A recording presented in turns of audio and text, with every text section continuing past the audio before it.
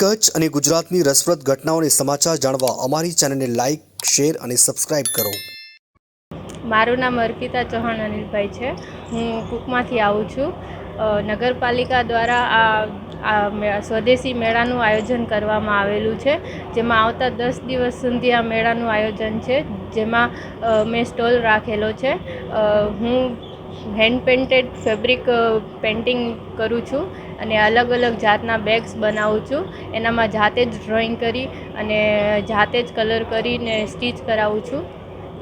એટલે આ છે જે હું જાતે જ બનાવું છું. આવી વેરાયટી તમને બીજે ક્યાંય જોવા નહીં મળે એમ.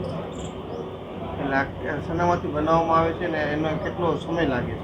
આ માદરપાટ અને સૂફનું કાપડ, બે કાપડ છે અને એનામાં ફેબ્રિક ઓઇલ પેન્ટ યુઝ કરવામાં આવે છે. એટલે સમય એક દિવસમાં 2-3 પર્સ બની જાય. આ વેરાયટી બહુ યુનિક છે અને આવી વેરાયટી ક્યાંય જોવા નહીં મળે, તો તેને અપીલ કરું છું કે એકવાર જરૂરથી વિઝિટ કરજો.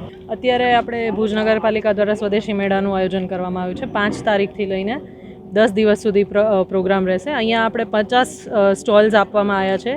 ફૂડ સ્ટોલ્સ છે એમાં, અને બાકી આપણે જે લોકલ આર્ટિઝન છે એમને જગ્યા આપવામાં આવેલી છે. એ સાથે બીજા એક્સ્ટ્રા 4-5 સ્ટોલ્સ પણ છે જેમની અરજીઓ આવેલી હતી અને આપણે એમને બી અકોમોડેટ કર્યા છે.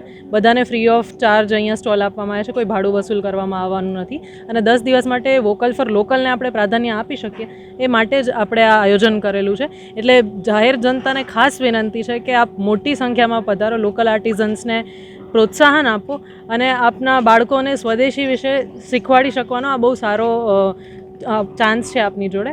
તો આપ સૌને ભાવભર્યું નિમંત્રણ છે ભુજ નગરપાલિકા તરફથી. આપ સૌ પધારો અને સ્વદેશી મેળાનો કારીગરોને આપણે અત્યારે સ્ટોલ ફ્રી ઓફ કોસ્ટ આપવામાં આવેલા છે 10 દિવસ સુધી. એટલે એમના જે તે વેચાણ થશે અને એમને જે બી કમાણી થશે એ એક સ્વદેશીને આપણે પહોંચાડી શકીશું અને એમને પ્રોત્સાહન મળશે, એક રોજગારીની તક મળશે અને એમને જે ડિજિટલ માધ્યમથી પ્રમોશન મળશે. તો એ કાર્યક્રમ આપણા તરફથી એમનો પ્રોત્સાહન માટે થયો. આશરે ટર્નઓવર કેટલું રહેશે મેમ? આ વિષયમાં ના, આ વિશે તો આપણે લોકલ આર્ટિઝન્સને જ પૂછવું પડશે.